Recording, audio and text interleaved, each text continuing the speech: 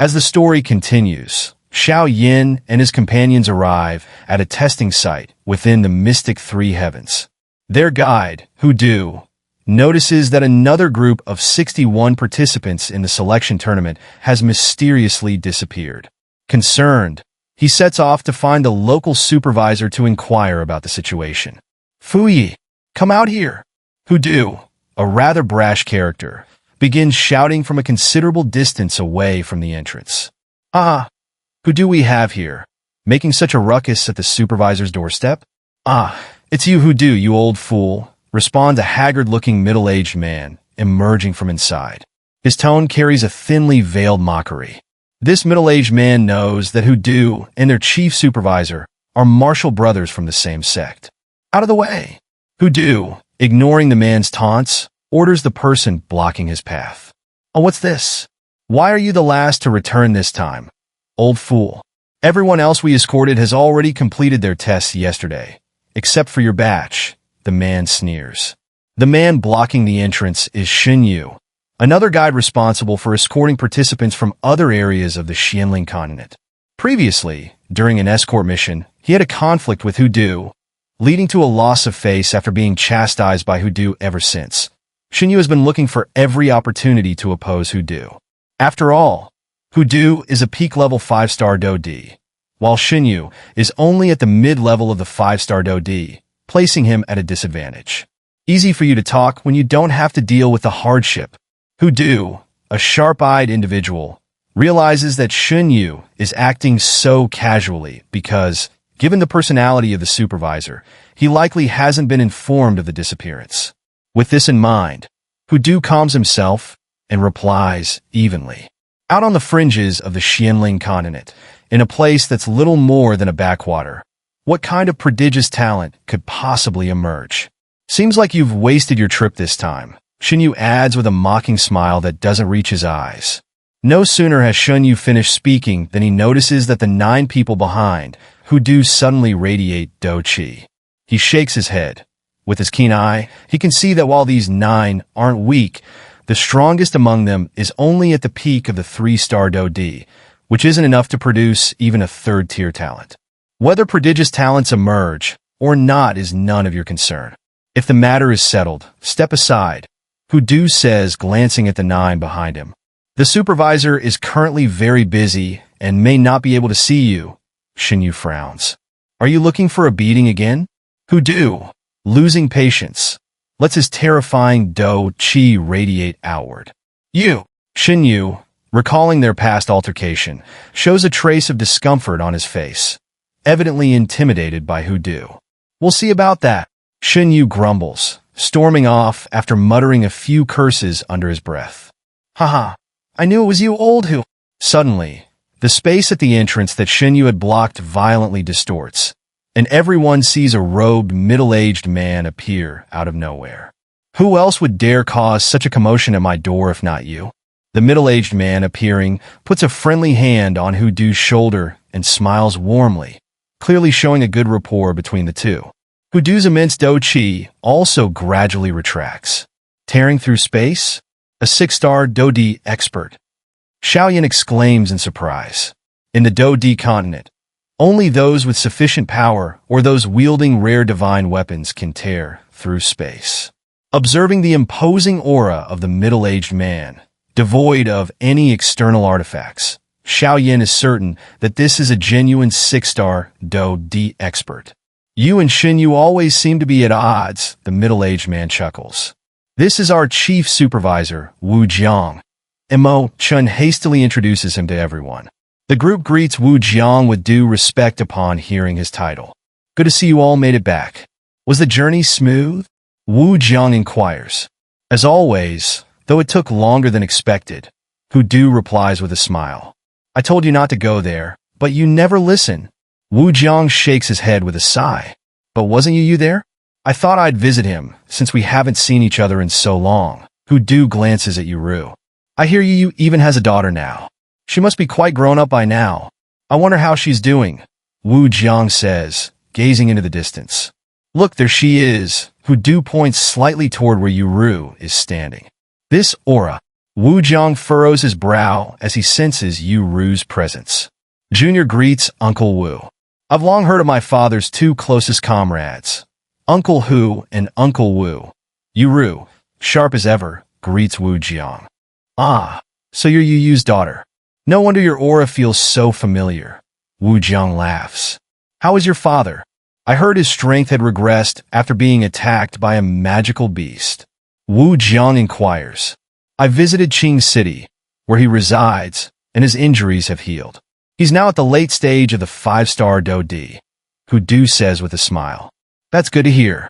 It's been many years since the three of us last gathered. Once I'm done here, we must meet and drink for 3 days straight. Wu Jiang laughs heartily. Yu Ru smiles in response. Everyone looked at Yu Ru, surprised to find that the seemingly insignificant Yu family actually had some connections with these two powerful figures. Don't look at me like that. These are all my father's affairs, and he rarely tells me anything about them. Yu Ru quickly explained, noticing Xiao Yan's surprised gaze and wanting to avoid any misunderstandings. Hearing this, Xiao Yan could only chuckle, half amused, and then turned his gaze back to Hu Du and Wu Jiang. If there's anything important, let's discuss it inside, Wu Jiang suggested after a brief exchange with Hu Du, noticing that Hu Du's expression seemed rather grave, as if there were an urgent matter at hand. All right, Hu Du replied. Mo-chan, take them to the testing area, Wu Jiang instructed, and report back with the results afterward. This group seems to have some promising candidates, Wu Jiang added, glancing at the 9 people standing before him.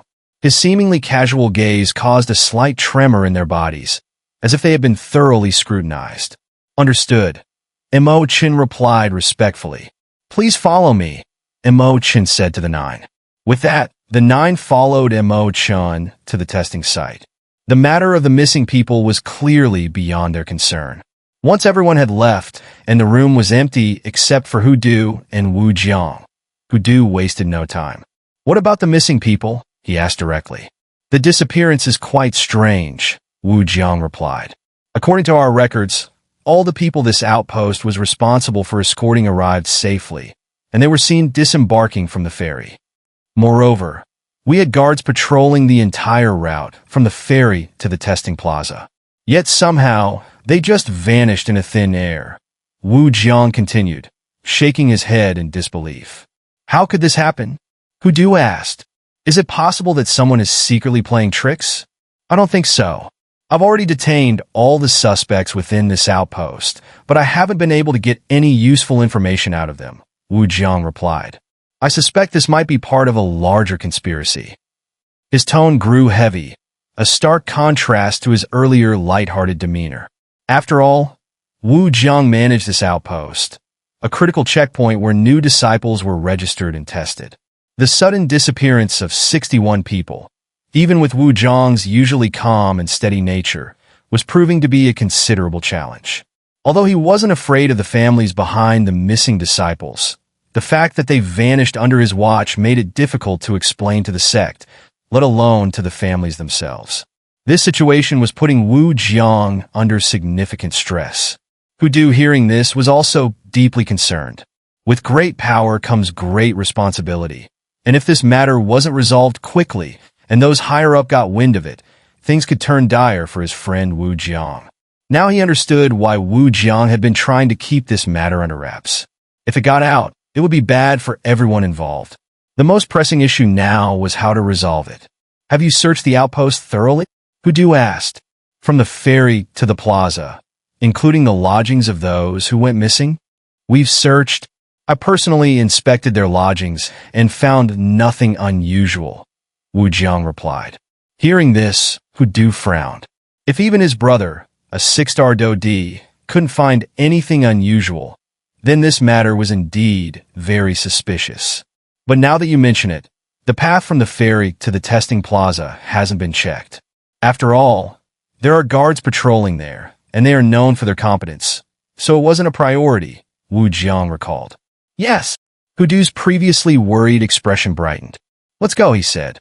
We can't overlook any part of this place. Why don't you rest first? You've just arrived after a long journey, Wu Jiang suggested, concerned. Let's go, Hu Du insisted, already heading out. Wu Jiang, watching Hu Du's swift and decisive actions, felt deeply moved. He knew that with so many people missing, failing to resolve this quickly would put him in a difficult position. Hu Du's urgent actions were clearly aimed at helping him. I hope the two Jiang family kids are all right. Otherwise, I'll be in deep trouble, Wu Jiang thought to himself as he hurried to catch up. The two headed towards the narrow path outside the plaza. The path from the ferry to the testing plaza seemed no different from usual. However, 1,000 meters beneath it lay a different scene entirely. In the dark stone chamber located 1,000 meters below, there was a cold pool at the center. Around the pool stood several shadowy figures. The cold pool wasn't large, with a diameter of only about 3 meters. The water was a deep, inky black, suggesting an unknown depth. A dark figure stood by the pool, staring silently into the water before speaking. How are the preparations? Almost done. 59 humans are in deep sleep. Once the time is right, they can be thrown into the pool, replied a smaller, weaker figure. What about the other two? The figure by the pool asked, clearly angry. 2 of them managed to escape. The weaker figure stammered. Useless. With that, the figure by the pool opened its mouth wide and swallowed the weaker figure whole. After swallowing, there was no trace left of the weaker figure, but the aura of the figure by the pool grew stronger, looking even more sinister and eerie. Find them, or this will be your fate, the figure commanded. The other shadowy figures by the pool quickly sprang into action. So, this is about selecting disciples, huh? This time, I'll make sure you lose more than you gain, the figure muttered to itself, gazing into the deep, dark water. The tunnel network was incredibly intricate, with paths leading in all directions. Within one of these tunnels, 2 figures were running at full speed, seemingly trying to escape something. One of the tall figures shouted, and the wooden sword in his hand suddenly burst forth with a powerful azure light. With a swift swing, he slashed through the air. The powerful sword energy instantly struck the wall of the passage, resulting in a loud explosion. The passage was immediately blocked by debris, with fragments flying several meters high. In the next moment, numerous shadowy figures were torn apart by the terrifying sword strike, dissipating into black smoke. However, the black smoke slowly reappeared within the passage, reforming into identical shadowy figures. Brother, what are these things? Asked a figure being protected. Shh, don't speak, the taller figure, who had just unleashed the sword energy, replied. I don't think these are human. Their aura feels dark and eerie. It was indeed strange. They had come here for testing, and after disembarking from the ferry on their way to the plaza, they suddenly blacked out. When they woke up, they found themselves in this dark passage. Fortunately, the 2 brothers had some skills and managed to escape immediately upon waking. This passage seemed to be slowly draining their do qi, so they couldn't use too much of it. After the tall figure slashed with his sword, he bit his right index finger and flung his terrifyingly powerful blood behind them. Then he quickly pulled his weaker brother along to continue their escape. At this point, they couldn't worry about damaging their own essence. Getting caught would be far worse. The blood instantly transformed into an azure dragon, surging into the passage behind them. As the azure dragon appeared, its power surged, causing the black smoke chasing them to dissolve into fine threads and disappear into the air. The entire passage shook violently. Sensing the tremors, the figure by the cold pool made some strange sounds. However, before he could investigate, a black beam of light shot out from the bottom of the pool, breaking through the water suppression and shooting toward the ceiling of the stone chamber. But as soon as the black beam emerged, it was met by an even more sinister and dazzling black light from all directions, which forcibly suppressed it back into the pool. Not yet, be patient, the figure by the pool murmured greedily. Meanwhile, the tall figure continued to pull his weak brother forward. The younger brother, eyes wide with shock, kept exclaiming. The tall figure followed his brother's gaze and saw 2 figures ahead. His expression changed drastically as he shouted at his brother, "Run! Go back and tell old Wu that the selection tournament can't start." With that, he gave his brother a strong push and sealed the passage behind him. The two figures, one black and one white, launched two beams of light that swiftly attacked the tall figure.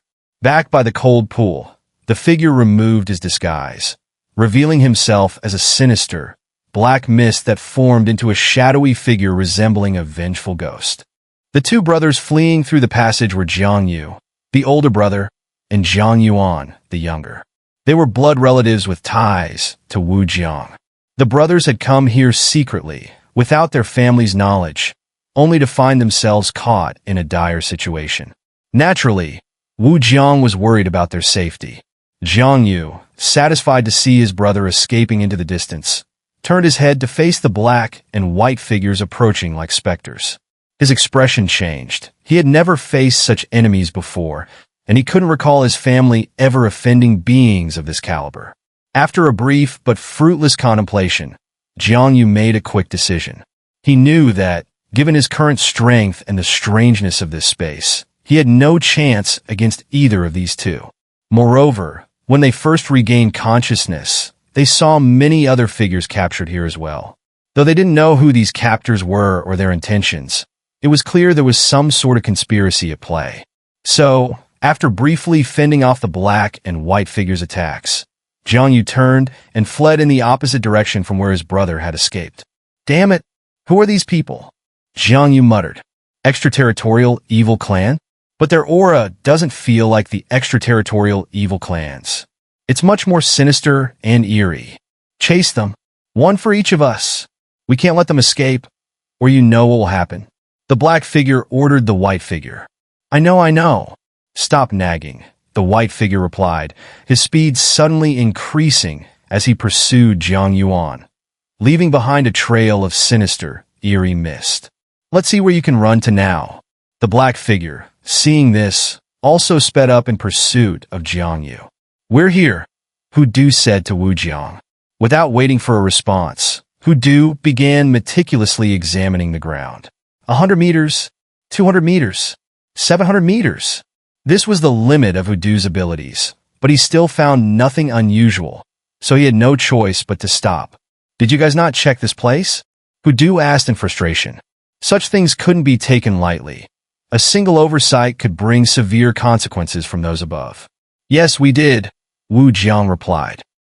It said that there were issues here before, but the number of people involved was within a manageable range, so the higher-ups suppressed the matter forcefully. How could they? Hu Du's anger flared. These are lies we're talking about. Old Hu, listen to me, Wu Jiang said, trying to calm him down. This kind of thing only started happening at this outpost in recent years. But each time, the number of missing people was fewer than 10, so the higher-ups didn't pay much attention. This time, however, the number inexplicably jumped. You also know that this isn't the territory of our Mystic Three Heavens sect. It's just a small sect's domain that we've been borrowing. We can't just dig 3 feet deep into every spot without causing issues. Wu Jiang continued. Hearing this, Hu Du's previously fiery gaze softened with understanding. Wu Jiang had made it clear. This wasn't their territory. They were only using this small sect's grounds for testing and recruitment. Wu Jiang had already investigated everywhere he could. While some areas were suspicious, they lacked the authority to search them. For instance, the ground beneath their feet was the training plaza of another sect. They couldn't just dig it up for inspection. Which sect's territory is this? Hu Du asked quietly, realizing that Wu Jiang might suspect something about this sect. This place belongs to... Wu Jiang whispered in response. Hey, what are you doing? A young boy with a high-pitched voice appeared, watching Wu Jiang and Hu Du walk back and forth along the path, unable to resist asking. Oh, nothing. We're just taking a walk, Wu Jiang said, patting Hu Du on the shoulder. Right? Old Hu... Yes, Hu Du replied with a smile, and the two slowly walked away. That child is the sole heir of this sect, Wu Jiang explained once they were out of earshot. Yes, but there's something peculiar about his aura. Wu Du mused. You noticed it too? I sensed it long ago, but I still can't figure out what it is, Wu Jiang added. Seeing that Hu Du was about to say something again, Wu Jiang quickly made a shushing gesture and whispered something into his ear. Meanwhile, in the plaza, Xiao Yan and the group continued to follow Mo Chun. They had missed the main testing opportunity, so this was a special test arranged just for them. Master, what was that strange sensation earlier? Xiao Yan asked in confusion. He had felt a sinister and eerie presence on the path from the ferry. If it weren't for his master, the Golden Dragon King, pointing it out, Xiao Yan wouldn't have noticed it. That presence? If I'm not mistaken, that aura belongs to creatures unique to the ghost realm, the Golden Dragon King said nonchalantly. We call it ghost energy. Ghost energy? Xiao Yan repeated, clearly hearing this term for the first time and feeling quite puzzled. The so-called ghost energy is quite similar to the energy you all possess, except in your case it's called Do Qi, explained the Golden Dragon King. But this ghost energy is exceptionally eerie and sinister. If it invades your body, it can severely affect your mind, he continued. Hearing this, Xiao Yan suddenly understood. Why are the ghosts from the ghost realm appearing here in the mystic three heavens? And could their presence have something to do with the missing people? Xiao Yan muttered to himself. That's not something for you to worry about right now. What you need to focus on is passing the test and getting selected to join the Incense Pavilion. As for the disappearances, Wu Jiang will handle it, the Golden Dragon King advised. Still, you should be careful. Since these ghost creatures from the ghost realm are here, there must be some sinister plan in the works, he warned. Understood, Xiao Yan replied. What's the matter? Yuru asked, noticing Xiao Yan's alternating expressions of smiling and frowning. She was utterly puzzled. Nothing.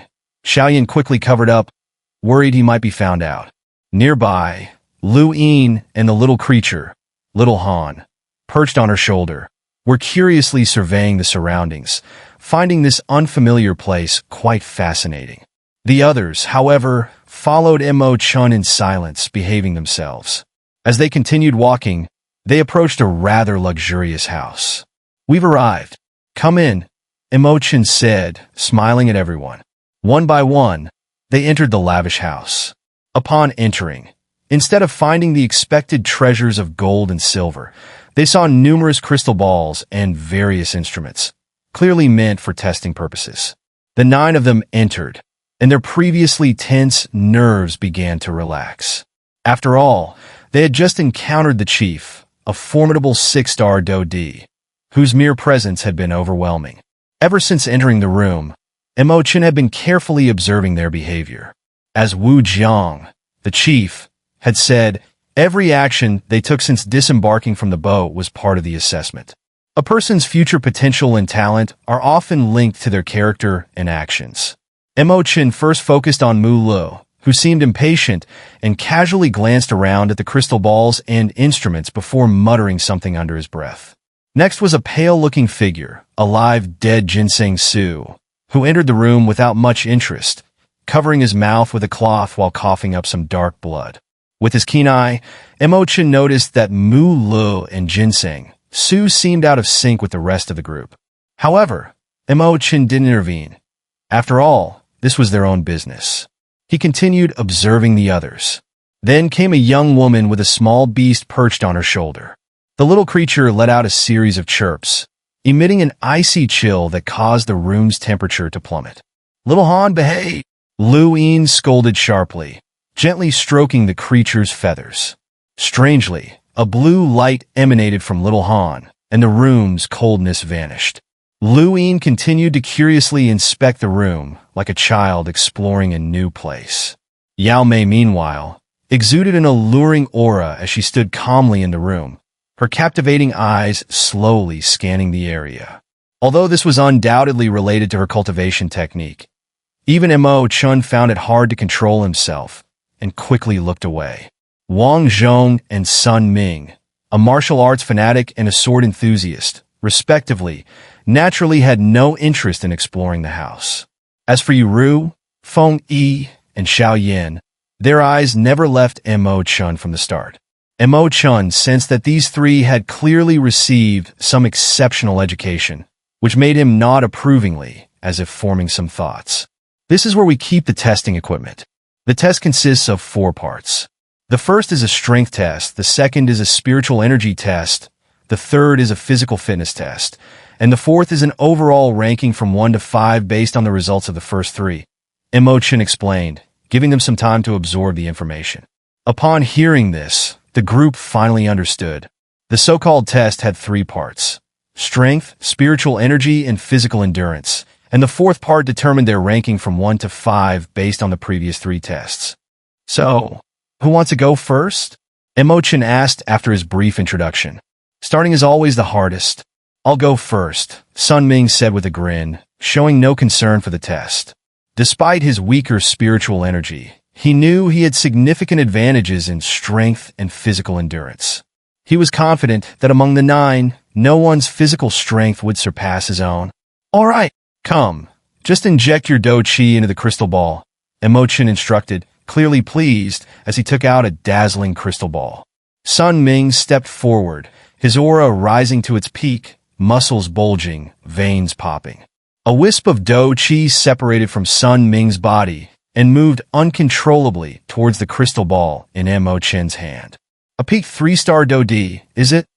Chen noted the glow emanating from the crystal ball. No one seemed surprised. They all knew Sun Ming had been at the late 3-star Do Di level before entering the ruins. His current peak was not unexpected. Next, Chen said as he recorded the result. The others followed suit, injecting their Do Chi into the crystal ball, just as Sun Ming had done. Wang Zhong, late stage 3-star Do Di. Yao Mei, peak 3-star Do Di. Feng Yi, peak 3-star Do Di. Mu Lu, late stage 3-star Do Di. Alive Dead Ginseng Su, peak 3-star Do Di. Feng Yi, peak 3-star Do Di. Yu Ru, late stage 3-star Do Di. Xiao Yan, peak 3-star Do Di. After quickly recording the strength levels of the 9 individuals, Chen prepared to begin the second part of the test. However, during the first part, Chen had already noticed a few secrets among these 9 participants. Take Wang Zhong for instance. Although his strength was only at the late stage 3-star Do Di, his sharp gaze and the giant sword on his back exuded a faint, almost imperceptible sword aura. Even at this level, ordinary people wouldn't dare underestimate him. Next was Feng Yi, a woman in a colorful dress with dual attributes of wind and thunder.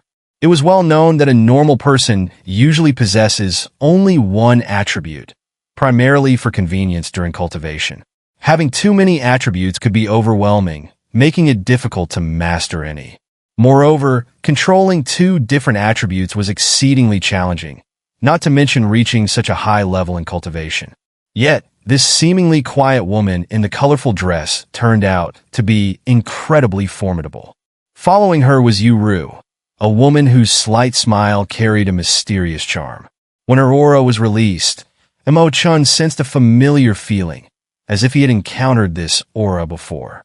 After thinking carefully, he realized that this aura was similar to that of the leader of a certain sect within the mystic 3 heavens.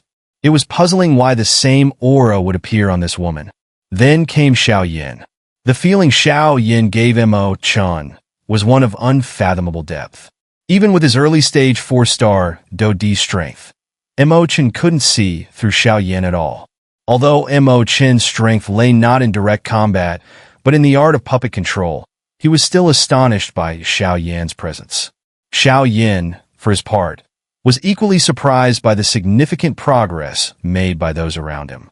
It was clear that they must have had some extraordinary encounters within the ruins to advance so rapidly. However, Xiao Yan remained unfazed. His confidence stemmed from having restored his spiritual power to its peak. Additionally, he possessed a physical clone cultivated from the Imperial Realm mortal grade soul entity and a battle technique clone, alongside numerous techniques like the Nirvana Lotus and the Golden Demon Puppet. With such resources at his disposal, he was confident in standing out in the selection trials. The second part is the soul test, Chen announced.